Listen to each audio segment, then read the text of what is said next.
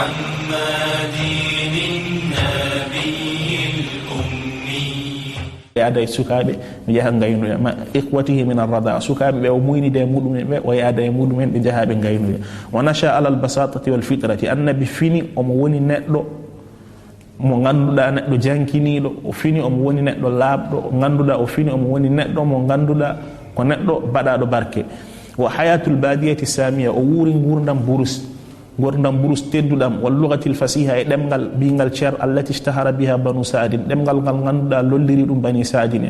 wa kana yaqulu li ashabihi fima ba'du annabi nawiyanno kureji mudum ciagal dum don ana a'rabukum min buri mon wonde arabagal modon fo min buri laktude arabe min ana qurashiyun komi qurashiyanke wastaradatu fi bani sa'd ibn bakr muynumi ko bani sa'd ibn bakr en wafatu abdullah wa aminata wa abdul muttalib wa kafalatu abi talib joni ciagal de annabi woni ton duubi joyi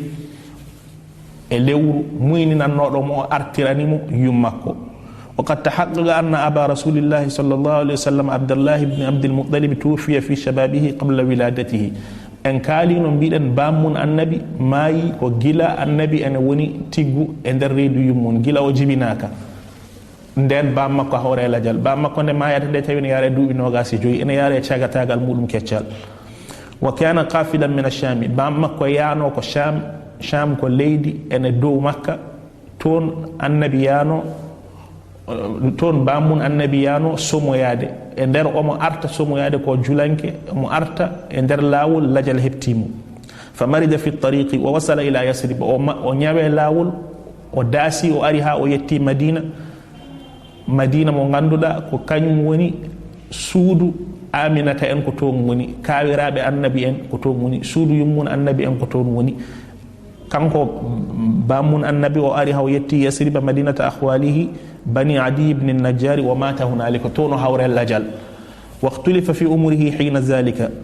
لورا ما هو فوتي ونو دوبي مكو كونن كوكو كالدن كو دوبي نوغاسي جوي دونو يارانو من أمره وقد روى أقل من ذلك وبنبيتا وهبان دوبي نوغاسي جوي ولما بلغ 6 سنين ندند النبي داني دوبي جيغوم أودو دبو حليمة السعدية نانغيمو نويمو muynini ha o dañi duubi didi artirimo ciagal mun ruttode makko ha o dañi duubi joyi e lewru ciagal mun artirimo nde o dañi duubi jeegom e jungo yummakko kharajat bihi aminatu ila madinati yasrib yummakko wine nawmo to kaw makko en o yaha o juuroyo kaw mabbe wa tazuru qabra ba'liha o juuro yenande jom galle makko al habib abdullah ibn abdul muttalib wa fi awdihatiha ila makkah adrakaha al maut nden kanko yummun annabi o itti annabi o nawi dum ha madina o jurnima dum kawirabe mudum o jurima yenande jinnaado mudum woni yenade bammu o mo arta makka kanko ne o hawre lajal kanko aminata yummun annabi o وتزور قبر بالها الحبيب وفي أودتها إلى مكة أدركها الموت بمكان بين مكة والمدينة اسمه الأبواء وهوري اللجل نكو أنوية أبواء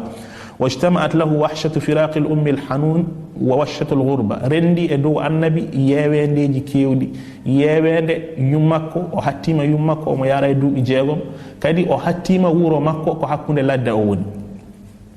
وذلك الشعن معه من يوم ولد كونون النبي وانو الله نيتامو اي جارابو ياجي نانامو اي جارابو ياجي جيلاند او جيبينا ها او يتي دو ايجيغو وفيها من اسرار التربيه الالهيه ما لا يعلمها الا الله الله وديري دوم دون كو كاويساجي الله نعمو en ne'amo e dow neediji di ganduda hay goto anda ko firtata sana joomirado wa adat bihi ummu aymana ndende yumma ko hawre lajal hakkunde makka e madina debbo ene toon ene wiya ummu aymana ko kordo yummakko jeya ko Ethiopie ummu aymana firtada ko yummum barke barakatul habashiyya on ruttinimo fewde makka wa sallamatu ila jaddihi abdul muttalib ari hokkimo mammakko biyetedo abdul muttalib fa kana ma jaddihi o ari o wonde mammakko wa kana bihi hafiyan mamirado o toppitimo nden yummakko hawre lajal ummu aymana ƴettimo e der ladde ari hokkimo mammakko biyetedo abdul muttalib ɓeydi horsindemo nde o jibintede tawi bammakko wurani caggal muɗum o dañi duuɓi jeegom yummakko hawre lajal hankadi nam yumma e baba fu natti wonde mammakko abdul muttalib o ɓeydi horsindemo kana bihi hafiyan yujlisuhu ala firashihi omo joƴƴinamo e dow daagu makko fi zillil ka'bati wa yuladifuhu omo newo e dow makko فلما بلغ رسول الله صلى الله عليه وسلم 8 سنين دند النبي هدني دوبي جيتati مات عبد الله مامiraado e hoore mudum hawre lajal ijan den non annabi dendengal gurdam makko ko jarabuyaji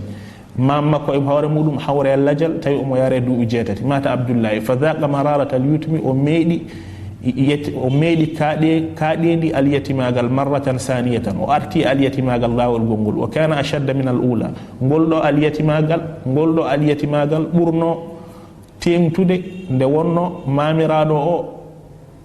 ene horsinnomo hano feewi فذاق مرارة اليتم مرة ثانية وكان أشد من الأولى نقول له يتيما قال قولي موسى مكو ونو أيانو بام مكو كونون ما ميرادو كم أيدم ووندم ودم دو إبودنداني ما ميرادو أري ماي ومياري دو إجيتتي ولم ينعم بأطفه وحنانه أيانو بام مكو وميدانو يرمين بام مكو فكان الشعور بفقده شعورا عقليا تقليديا حتى ده بام مكو وحتى قول حق اللي وحتى شكاكو كونون وكان الشعور بفقد عبد المطلب شعورا حسيا تجريبيا والفرق بينهما واضح شيرو ngal hakkunde yurmende mam makko nde yurmotonomo nde e hattugol makko bam makko ene feeñi ene laati كان رسول الله صلى الله عليه وسلم بعد عبد المطلب مع عمه أبي طالب دند عبد المطلب وماي وهكويا مام مكو بيتين أبو طالب وهو أخو عبد الله من أب وأم أبو طالب وجيده بام مكو يماي بابا وكان عبد المطلب يوصيه به عبد المطلب وسينومو يوبامت النبي تشغال مودو فكان إليه ومعه وندنا كاي النبي وموند النبي وكان أرفق به كان برنو يرماد النبي وأكثر حدبا عليه منه على أبنائه وبرني النبي دنيال سكاب مكو علي kanko jibini Ali ibn Abi Talib kanko jibini Ja'far ibn Abdul Muttalib kanko jibini Aqil ibn Abdul kanko jibini Ja'far ibn Abi Talib wa Aqil ibn Abi Talib kono non be fof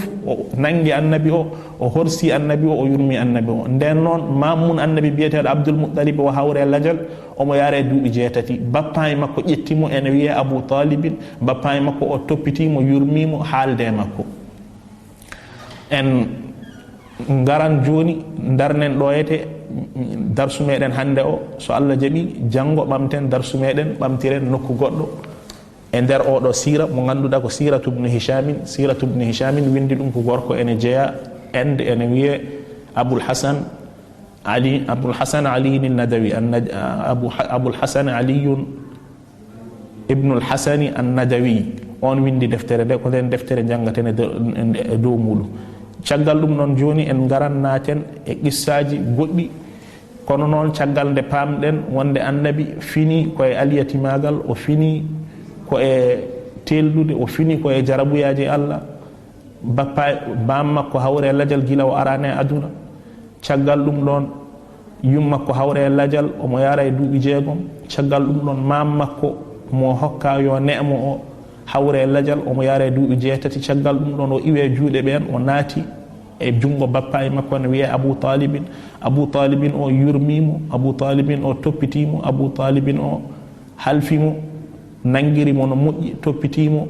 watte makko hakkille caggal ɗum ɗon kanko annabi gurdam makko holno fuɗɗori holno naatiri e aduna holto fuɗɗi e aduna e holko heɓimo e helno yawtiniri cagatagal makko ko ɗum jewtaten so Allah jaɓi e yewtere meɗen aroyore caggal joni nakte ɗo darsu meɗen haaɗi hande sallallahu wa sallama wa baraka ala sayyidina muhammadin wa alihi wa sahbihi wa man tabi'ahum bi ihsanin ila yawmi ddin wa jazakumullahu khairan. يا ربي الله الله ومن قلبي علت وضح كده مني الهام صلى الفجر ولفت مصر وحواليها الله الله على الأزهر الله الله الله أكبر أم الدنيا كمان واكتر لو قلت اوصفها أنا مش حنصفها وكفيها الله الله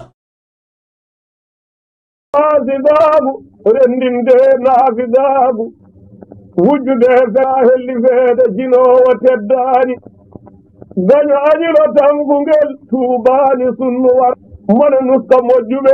jiya ina lefta towani, jaaforiɗen ko yurmede o biyeteɗo sattaru,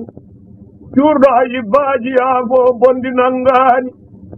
haysa darima hande peewal wonde oñiɗa a anda ko woni yeeso ma iblisa moƴƴaani hoto añir neɗɗo laamu e gandugol e gandugol an golle makko bonde luurde e diine kawraani so towɗo martaba arti